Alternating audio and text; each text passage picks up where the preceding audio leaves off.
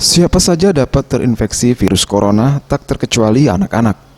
Menurut Dr. Risma Rini, dokter spesialis anak dari Rumah Sakit Muhammad Husin Palembang, dalam dialog jendela, penggunaan masker untuk anak-anak di atas 2 tahun yang sudah bisa mengerti cara menggunakan masker seperti memasang dan melepaskan masker, penggunaannya sama, yaitu menutup hidung dan mulut.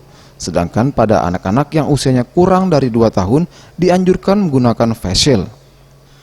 Selanjutnya, jika anak terkonfirmasi positif COVID, jika tidak ada gejala bisa diisolasi mandiri di rumah dan diberikan vitamin.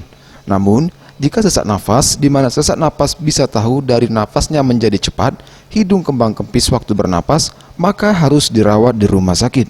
Untuk anak-anak yang di atas 2 tahun, yang sudah bisa mengerti memasang dan melepas masker, mereka juga harus menggunakan masker sama seperti kita, harus menutup hidung, mulut, ya.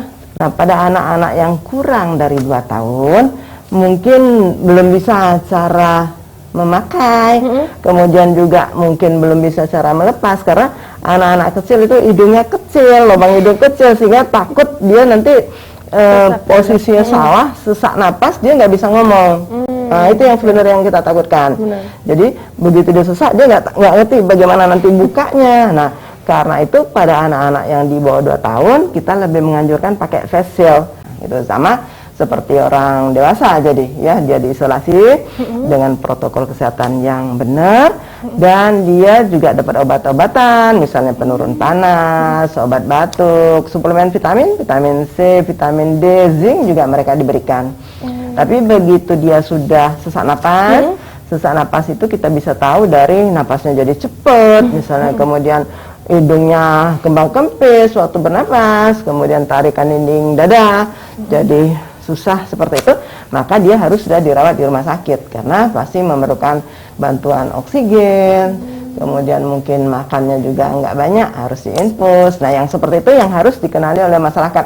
Jangan sampai nanti kata dokter pada anak-anak gejalanya ringan, jadi cukup dirawat di rumah. Nggak ada tanda kapan dia menjadi berat. Nah, begitu tanda itu kita temukan, maka dia harus dirawat di rumah sakit. Dr. Risma Rini menambahkan protokol kesehatan menggunakan masker, menjaga jarak, dan mencuci tangan harus dilaksanakan. Bukan hanya yang sakit, namun juga yang sehat. Jadi sama-sama saling menjaga diri. Tim Liputan Sriwijaya TV.